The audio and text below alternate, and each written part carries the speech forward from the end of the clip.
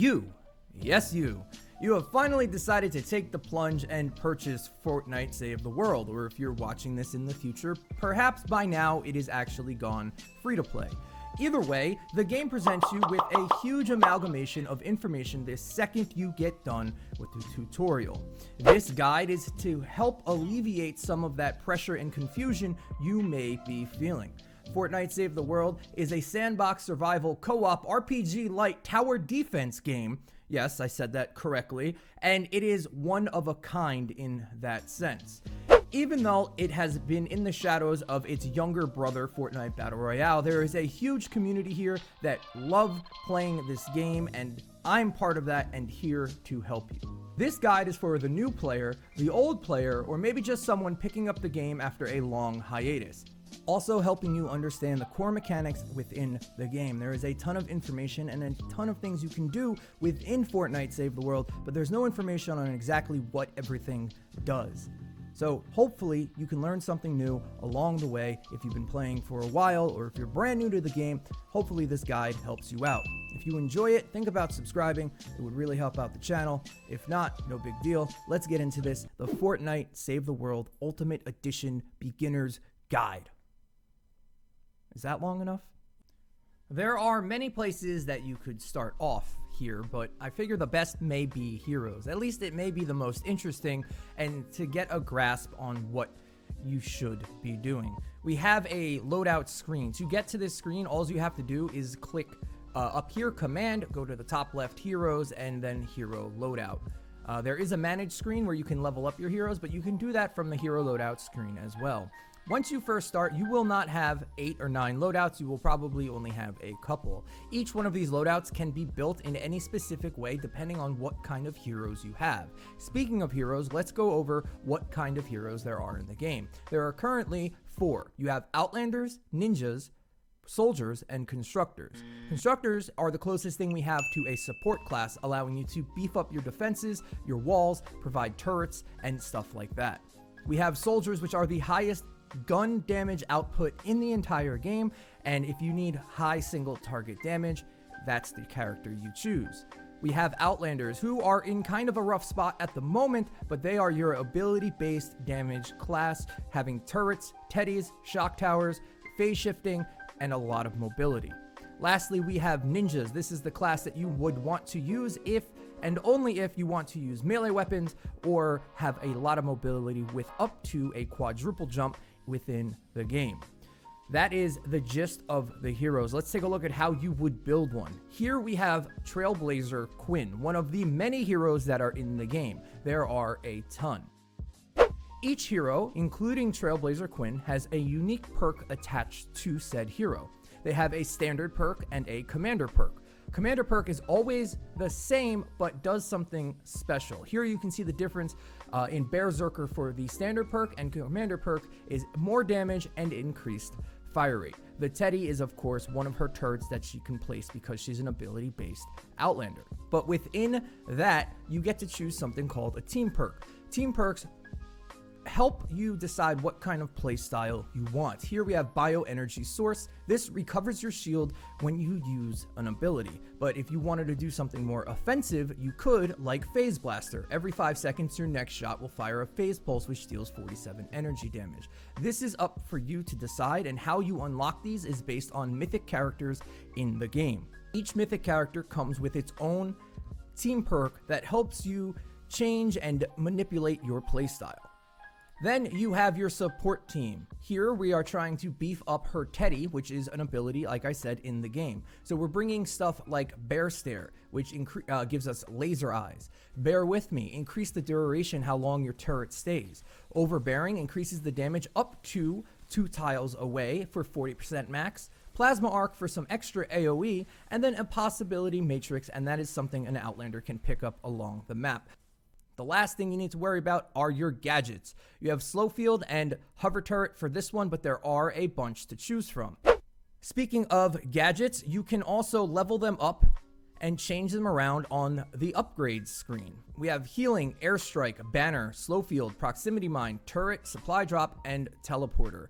And over here, you will be able to increase your backpack slice, the health on your structures, the repair, your total inventory in home base, and your pickaxe upgrades. All of these things you will get as you level up in the game. When you first start, you will not have that many things to choose from, so just play with what you have available, and you'll be able to pick up and learn new characters as you go. Next up, let's talk about the weapons. To get to your weapon screen, all you have to go is to Armory up here, go to Schematics, and you will be listed with all of the weapons you get. Number one about weapons, do not trade. There was, it's not as bad anymore, a trading epidemic going on within Fortnite Save the World. You do not need to trade. You see all of these weapons, I did not trade for any of them. I just played the game. There are constant rewards within the game that allow you to get legendary weapons, legendary traps, and everything else you could possibly imagine. Once you have a weapon that you want to try and level up, let's take the boom bow here.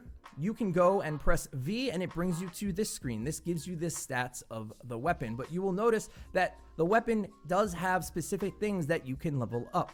This is called the Recombobulator. You go down to the bottom right here and press upgrade, modify perks, and now this allows you to further manipulate your playstyle. Maybe you want to sit there and just do headshots with the boom bow. I wouldn't suggest it, but you have the opportunity to do so. Most of the guns, you usually would want to do something like damage, and a utility perk such as magazine size, but as the game has progressed, that has become less optimal.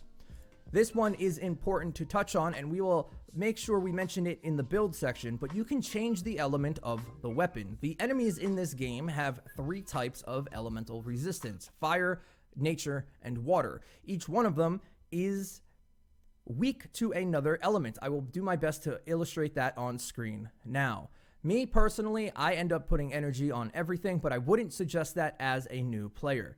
What I would suggest as a new player is make sure you have one of each element type that you can craft whenever you want to as the game progresses.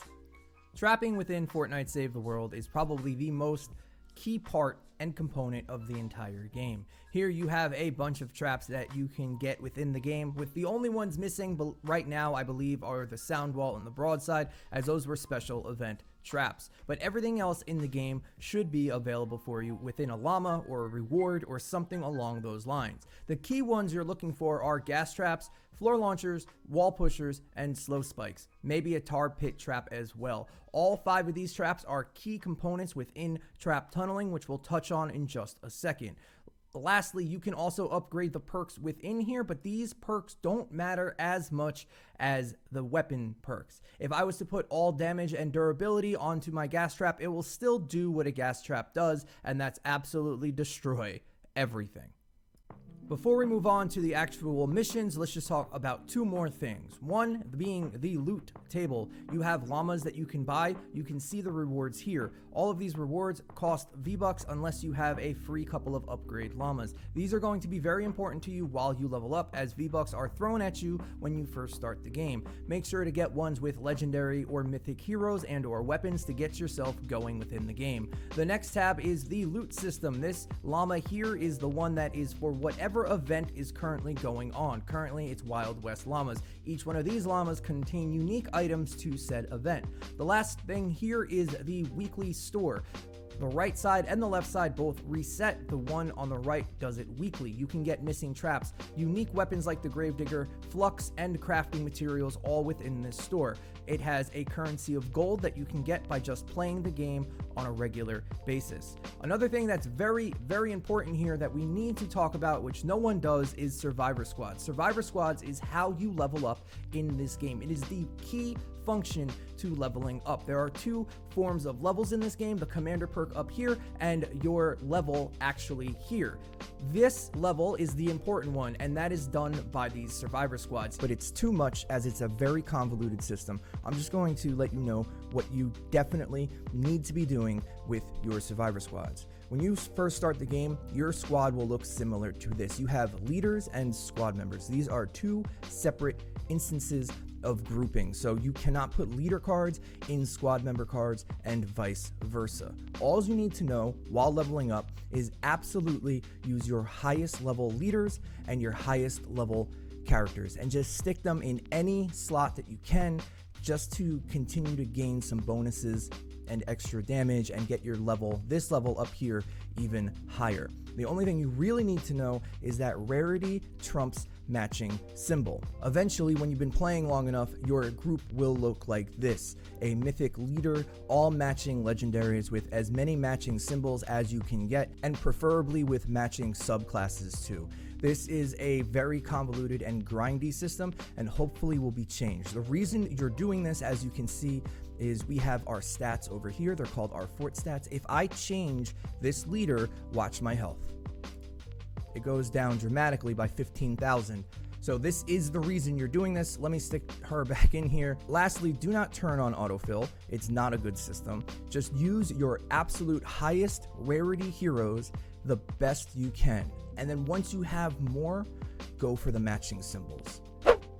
Two last things to note real quick. We do have expedition squads where once you have some extra heroes you're not currently using, you can stick them on an expedition and get resources or survivors and just have a chance to do so completely free. It costs people, but you'll have plenty of them. And the last thing, which is actually kind of important, if you go to Armory and go to Collection Book, this is a double-edged sword. A Collection Book is for all the extra heroes that you may get that are duplicates. You can stick them within the Collection Book, and every time it levels up, you get a reward. It used to have V-Bucks in it. It currently doesn't, as far as I know, but it still might be worth doing. While you're starting the game, you're going to have a ton of extra green and blue heroes. You might as well stick them in here. You will get Rain, Eye of the Storm, Lightning in a Bottle, etc. You can get these heroes out, but it does cost you something. It costs you something. I have a free one, so it's not telling me what it is. So be careful with the Collection Book. Only slot what you do not want. When you first get out of the tutorial, you will end up in Stonewood. Stonewood is the beginning zone. As you level up, there will be Fog of War on the map, and every time you do level, you will end up exposing more of the map, all culminating in a large Defend the Rocket mission that will get you to the next zone, Plankerton. But while there are tons of different kinds of missions, most of them, not all of them, but most of them boil down to one thing, and that is a timed defense of protect the objective, and that is where Fortnite becomes a tower defense game. There are a ton of things that you can do within a mission of Fortnite, but trying to consolidate that into a small tips and trick guide is no easy task. I want to make sure I just hit the main things that you need to do. You will not have all of your abilities or weapons when you first get in there. You will have a couple of things. Just use whatever you have and make it work. Although there are legendary weapons in the game, you do not necessarily need them.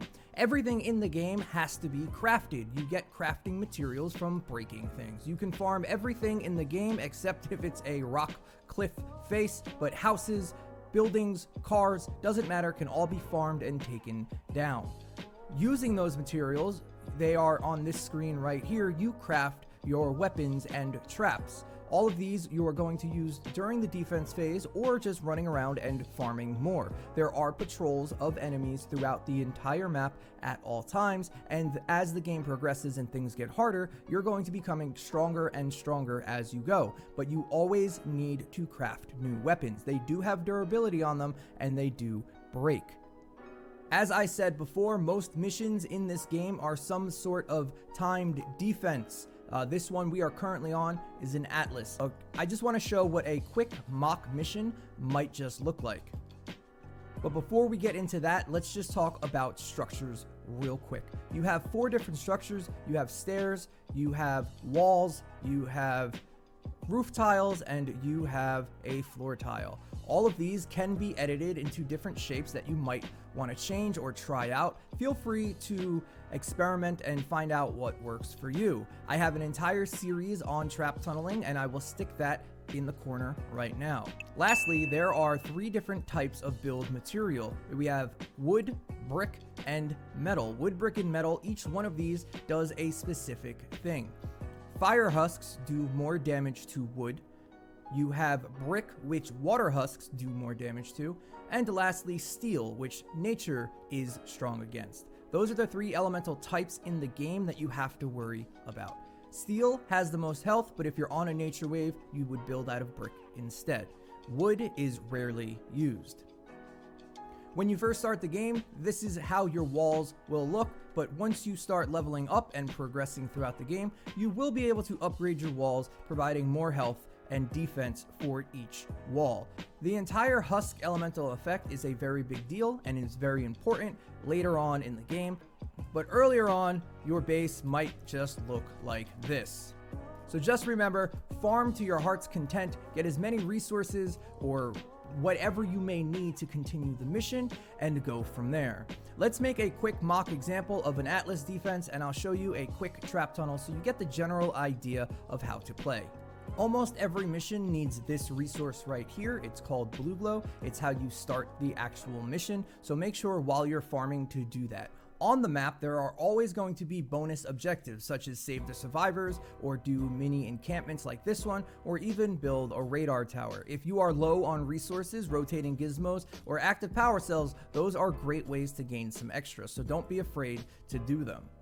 This is what your base might look like once you played the game a little bit and you had to do an Atlas mission. We have just 4 tiles blocking the husks. They cannot walk through here. Anywhere where you can't walk without jumping, neither can the husk. The absolute last thing I want to touch on is a mini mock trap tunnel. The spawns for the husks are these purple tendrils. Make sure you realize that. Although I'm not going to talk about pathing in this video because it is a ginormous topic and tons of theories about it, I will just show you a small trap tunnel. This right here is the formidable 2x1, very easy to build. It's 8 tiles or so. You only have to add a couple of traps. We will put a push trap here, a push trap here, put some floor spikes, and lastly 2 gas traps. This is all you really need at the beginning of the game. You only need to really start over trapping once you hit level 100 plus.